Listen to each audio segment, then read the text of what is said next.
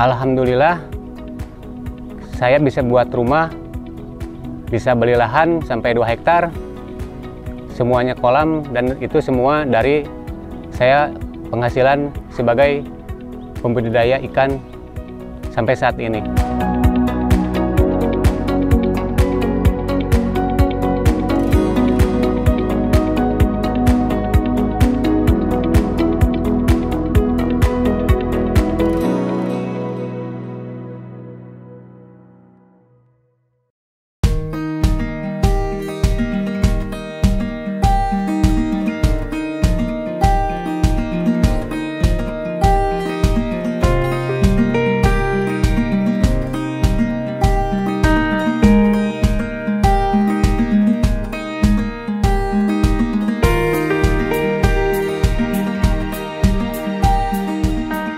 Perkenalkan, nama saya Dede Darsono dari kelompok Tunas Mian Lestari yang ada di Kampung Cipaku, Desa Pakutanang, Kecamatan Ciparai, memang Kabupaten Bandung. Memang dulunya tahun 2000-an lah, tahun 2000, Bapak sebagai pendiri kelompok Tunas Mian Lestari. Berhubung umur udah tua, ketinggalan teknologi, maka pada tahun 2012 ketua kelompok diserahkan kepada yang muda-muda yang sekarang dipegang sama Hendar Kadarusman. Bapak di kelompok sekarang mah sebagai anggota saja.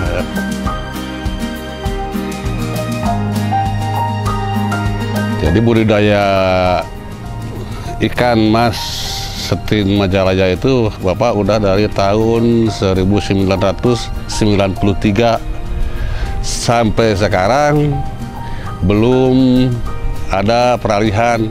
Kalau yang lain kan sudah yang banyak beralih lagi ke padi berhubung permintaan kurang karena ada penederanannya dari Bojong Soang sudah berkurang sama pembangunan, maka otomatis permintaan dari konsumen benih itu menurun. Maka sekarang suplai benih kita itu cuman sampai di daerah-daerah bina padi seperti ke daerah Pacet, daerah Kecamatan Ciparai, sambil menunggu benih dia tanam selama 1 bulan, dan setelah tandur dia tanam lagi. Jadi 1 kali musim padi itu bisa 2 kali tanam padi. Nah, jadi sejarahnya mengapa Bapak bisa sampai sekarang hidup Bapak pakai setin Majalaya. Ke-1, Bapak mendapat amanah ya dari sesepuh yang penemu ikan setin Majalaya itu kan Pak Haji Ayub bersama Pak Haji Ajin. Waktu muda dititipin, pada dia masih muda, maka Bapak titip katanya lestarikanlah setin Majalaya, hasil pandemik daerah kita yang hasil pemeliharaan dari Pak Haji Ayub dan Pak Haji Ajin itu. Dan alhamdulillah sampai sekarang masih pakai setin Majalaya. Nah, mengapa kita selalu pakai setin Majalaya? Jadi keunggulan setin Majalaya itu ke-1, daya tahan penyakitnya kuat, apalagi sekarang didukung dari hasil perkayasaan di BBAT Sukabumi sudah bisa menciptakan setin Majalaya tahan penyakit, terutama penyakit virus herpes koi. Jadi ada setin Majalaya itu yang dinamai si mantap. Singkatan mantap itu Majalaya tahan penyakit gitu. Jadi itu udah diuji coba di lapangan, dan hasilnya alhamdulillah setelah kita pakai setin Majalaya si mantap itu sampai sekarang tidak pernah terserang penyakit virus lagi gitu. Dan keunggulannya setin Majalaya itu konsumen di daerah penederannya lebih banyak menyenangi, sebab pertumbuhannya lebih cepat, rasanya juga lebih enak, dan daya pertahan penyakitnya itu cukup kuat gitu. Apalagi sekarang udah ada rekayasa mantap itu juga.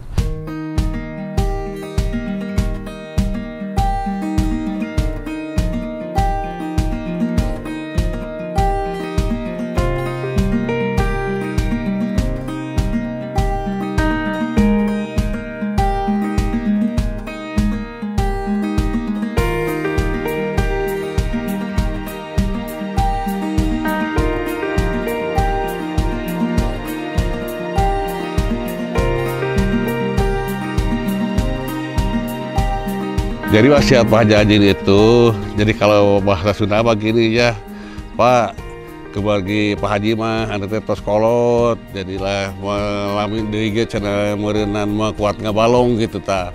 Ayeuna Bapak, tapi itu kan tahun 93 Bapak masih muda, masih kuat gitu. Jadi Bapak yang muda-muda, yang kuat-kuat, Bapak titip.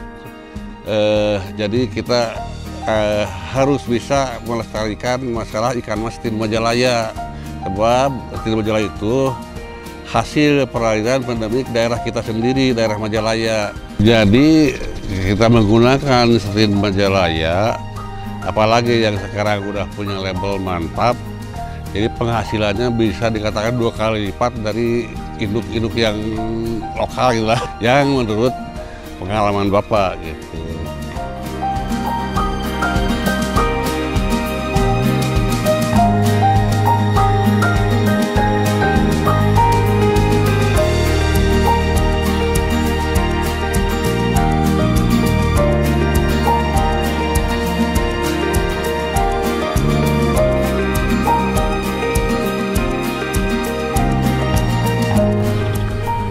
Harus benar-benar lah mencetak benih itu, jangan asal untung di kita saja. Jadi harus bisa menguntungkan di daerah pembenih, di daerah pendeder, dan daerah pembesar. Kalau mau saling menguntungkan itu ya tadi Setin Majalaya itu di pembenihannya hasilnya bagus, di pendederannya juga bagus, di pembesarannya juga peternak dagingnya bagus. Itu saling menguntungkan. Para petani teman-teman saya yang ada di Jawa Barat, temannya Pak Dede itu yang di Bogor, Cianjur ya, di mana saja ikuti Pak Dede lestarikan Setin Majalaya supaya saling menguntungkan sama pendedernya, sama pembesarnya di jaring apung. Kan sekarang tuh Pak Dede sudah pakai Setin Majalaya tahan penyakit atau si mantap.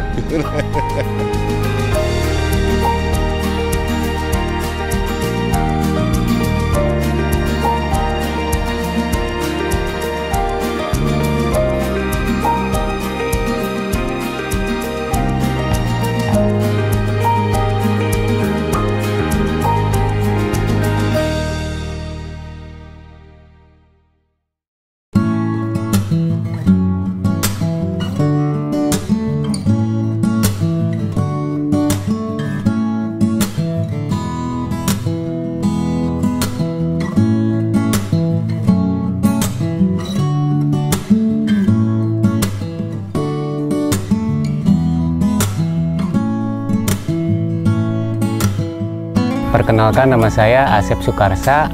Kebetulan saya ketua kelompok di Pokdakan Mina Perkasa, Kampung Cipaku, Kecamatan Ciparai, Kabupaten Bandung.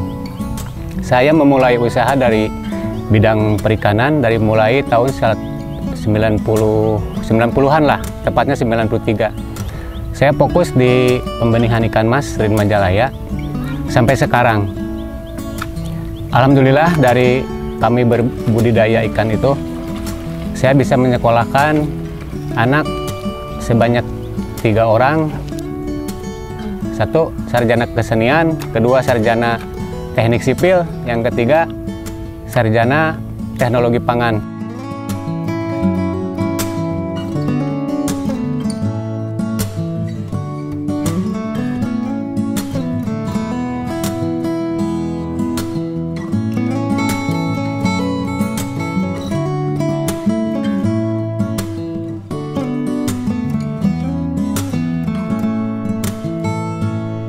Alhamdulillah, saya bisa buat rumah, bisa beli lahan sampai 2 hektar, semuanya kolam, dan itu semua dari saya penghasilan sebagai pembudidaya ikan sampai saat ini.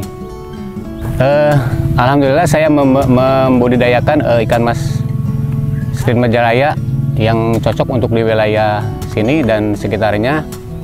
Dari membudidayakan Setin Majalaya itulah saya bisa terus eksis di bidang perikanan, khususnya ikan mas.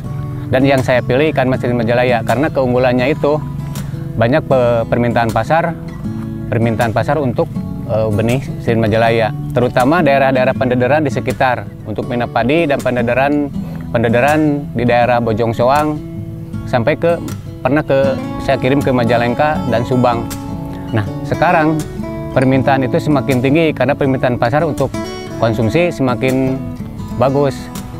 Kelebihan dari benih Srin Majalaya itu, satu, pertumbuhannya relatif cepat, kedua, tahan penyakit. Apalagi sekarang Balai Besar Budidaya Air Tawar sudah meliris Srin Majalaya jenis Simantap yang lebih tahan dari penyakit.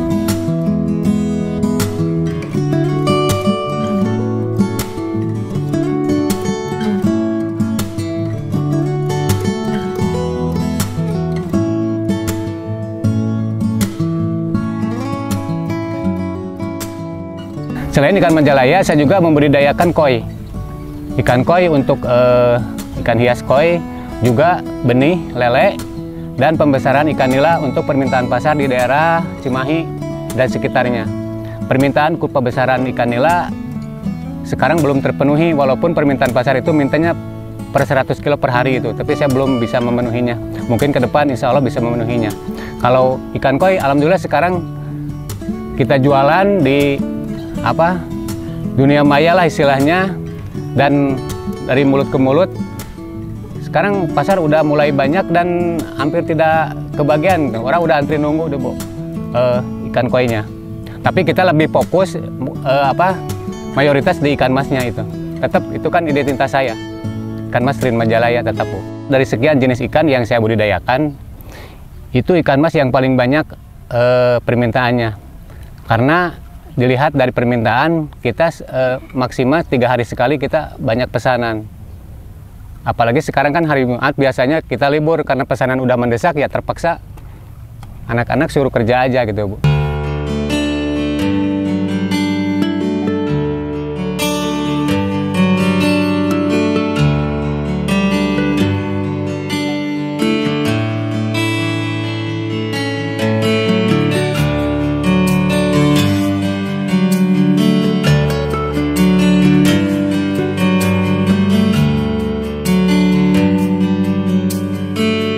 Perka saya itu jumlahnya 10 orang. Rata-rata kita panen per siklus. Itu siklusnya sebetulnya sih 2 bulan 3 kali panen kita itu, karena umurnya cuma 15 hari, 20 hari berikut. Ini kan persiapan lahan dulu nih, udah panen, persiapan lahan 5 hari, anggaplah 20 hari. Itu siklus itu 20 hari, berarti 2 bulan kita bisa 3 kali panen. Nah, rata-rata per siklus itu per bulan lah, anggap per bulan kita bisa menghasilkan benih sekitar 3 juta ekor benih. Kalau kita hitung-hitungan ekor, karena di sini kebiasaan pakai takaran gelas yang sudah disesuaikan, itu isi per gelasnya sekitar 1.500 sampai 3.000 ekor lah per gelas itu. Nah, kalau dihitung-hitung sekitar 3 juta ekor per siklus saya bisa panen bersama kelompok. Jadi rata-rata penghasilan sekarang harga dasar di petani itu sekitar 12 ribuan lah. Harga dasar petani itu per gelas itu. Jadi kita dapat sekitar 1.000 gelas per siklus per bulan lah, 1.000 gelas dari yang 10 orang itu kalau di satu kalikan kita panen. Karena kita permintaannya ada tiap hari atau 3 hari sekali, maka kita dengan kelompok itu bikin pola tanam, Bu. Jadi kita ada aturannya. Jadi kita nggak boleh panen berbarengan gitu, biar persediaan benih itu setiap 3 hari sekali ada.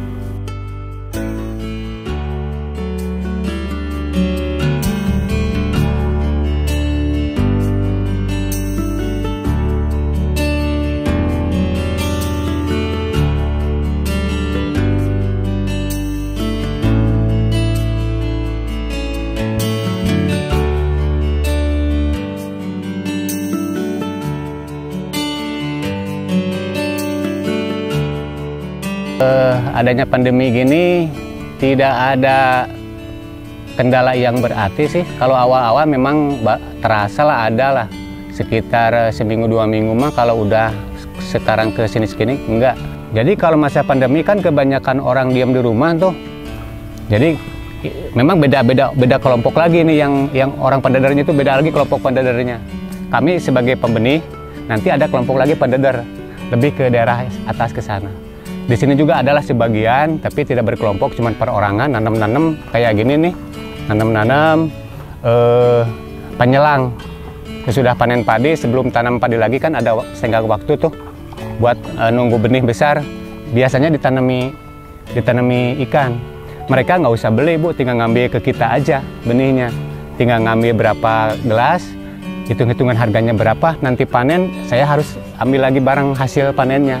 Tinggal hitung-hitungan nanti ambil benih berapa, harganya berapa, nanti hasilnya dapat berapa liter, harganya berapa. Mereka tinggal nerima sisa perhitungannya itu. Tapi daripada pasca panen dibiarin kan lumayan kan? Lumayan hasilnya, alhamdulillah. Rata-rata per gelas itu bisa keluar 5 liter, Bu. Nanam per 1 gelas itu 25 hari sampai 1 bulan tanam itu bisa keluar 5 liter. 5 liter kali 25.000 udah berapa? Sementara modalnya segelas cuma 15.000 lah, paling 15 ribuan. Gitu.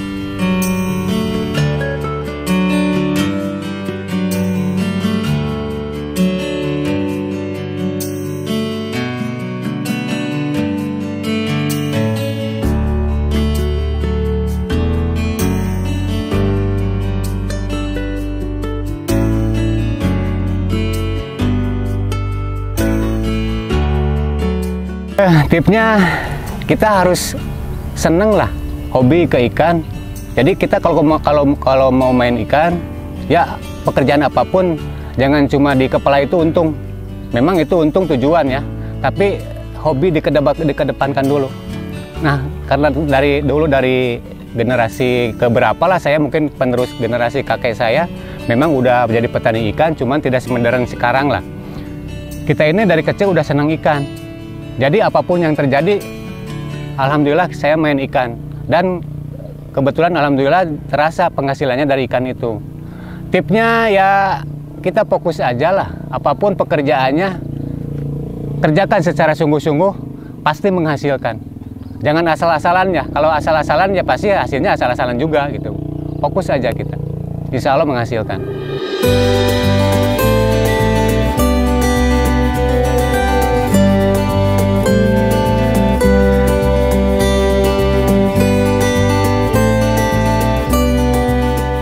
Kendala dulu yang pernah paling saya alami paling pahit selama saya perjalanan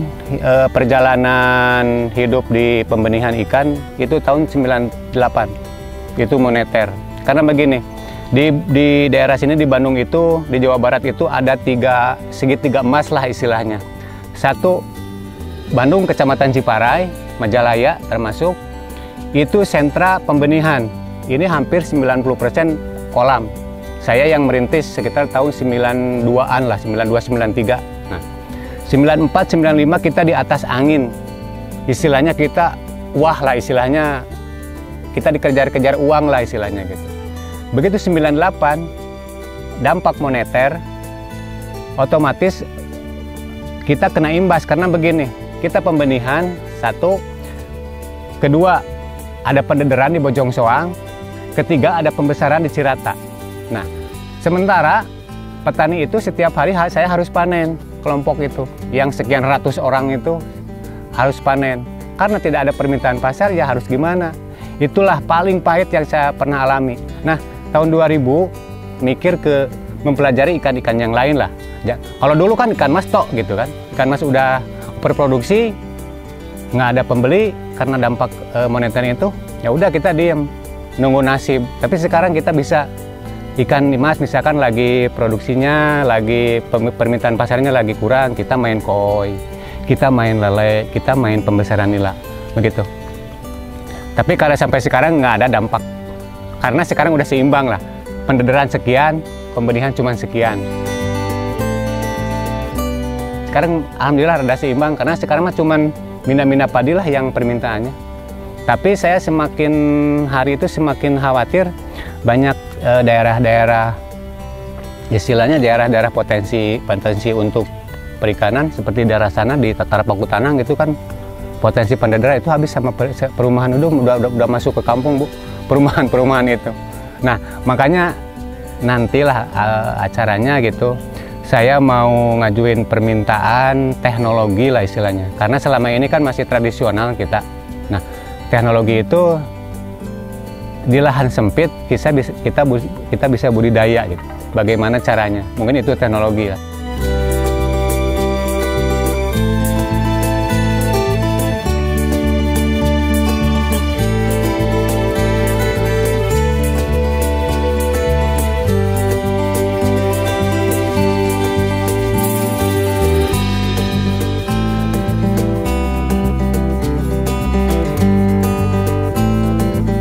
Adanya kasus COVID ini, dampaknya ke petani memang di awal-awal ada terasalah sedikit, sekitar 1 minggu 2 mingguan, tapi kesini-kesininya ya udah biasa, mungkin tidak ada pengaruh. Biasa, kita masih bisa produksi, kita masih jual, lancar-lancar saja alhamdulillah.